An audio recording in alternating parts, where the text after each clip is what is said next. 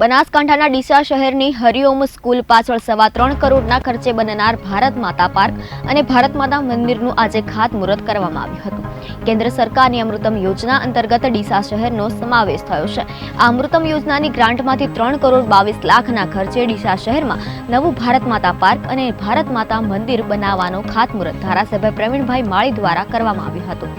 આ પ્રોજેક્ટમાં multipurpose ground અને અન્ય આધુનિક સુવિધાઓનો સમાવેશ થશે। આ પાર્કને ડીસાના નાગરિકોને શારીરિક અને માનસિક આરોગ્ય માટે એક શ્રેષ્ઠ સ્થળ તરીકે વિકસાવવામાં આવશે।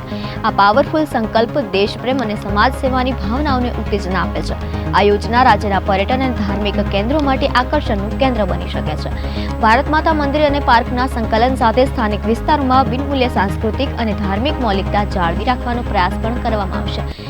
આ સાથે ડીસાના મ્યુનિસિપલ ક્ષેત્રની આર્થિક અને સાંસ્કૃતિક ક્ષમતા પણ વધશે।